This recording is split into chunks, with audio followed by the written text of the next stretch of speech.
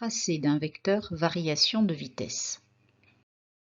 Nous allons nous intéresser au mouvement d'un ballon modélisé par un point dans le référentiel terrestre. On enregistre les positions successives du ballon toutes les 0,10 secondes. Nous verrons plus tard que la somme des forces qui s'appliquent sur le système et le vecteur variation de vitesse ΔV pendant une durée très courte ΔT sont reliés par la relation suivante. Comment construire le vecteur variation de vitesse en un point, par exemple au point M4.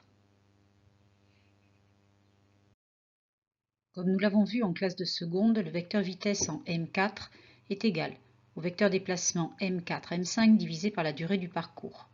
Sa valeur est le rapport de la distance M4, M5 sur la durée du parcours.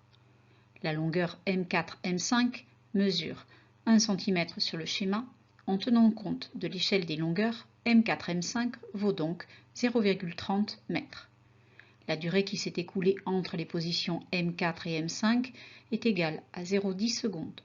On obtient alors V4 égale 3,0 mètres par seconde.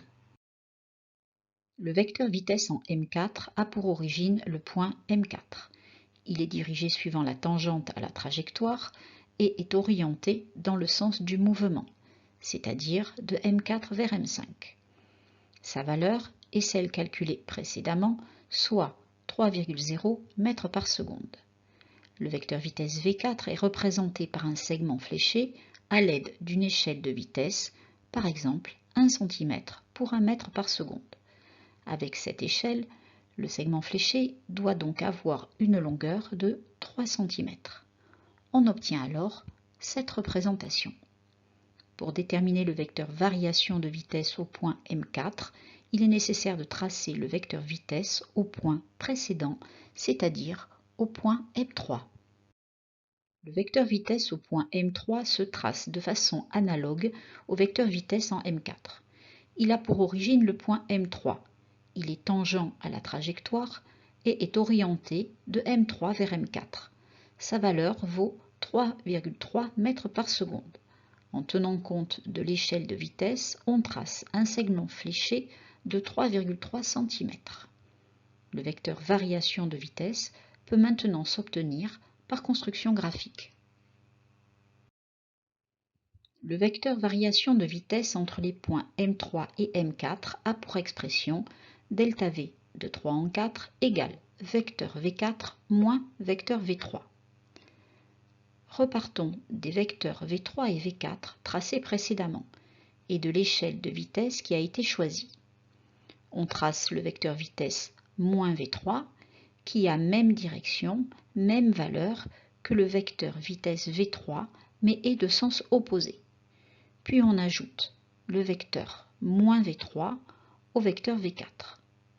Le vecteur variation de vitesse entre les points M3 et M4 est représenté par un segment fléché qui part du point M4 et se termine à l'extrémité fléchée du vecteur moins V3. Pour connaître sa valeur, on mesure la longueur du segment fléché, soit 0,8 cm. À l'aide de l'échelle des vitesses, le vecteur variation de vitesse entre les points M3 et M4 a une valeur de 0,8 mètres par seconde. Au cours de ce mouvement, nous négligeons les frottements de l'air. Le ballon n'est alors soumis qu'à son poids. On constate que le vecteur variation de vitesse de M3 en M4 est lui aussi vertical, orienté vers le bas. Le vecteur variation de vitesse en un point et la force qui s'applique sont collinéaires et de même sens, ce qui va dans le sens de la relation donnée en début de diaporama. Voici un quiz de 3 questions pour faire le point. À la fin de chaque question, lorsque vous verrez apparaître cette icône, appuyez sur la touche pause pour prendre le temps de répondre. Choisir la bonne réponse. Parmi les 3 vecteurs variation de vitesse dessinés en bleu ci-dessous, quel est celui qui représente le vecteur variation de vitesse entre les points M1 et M2?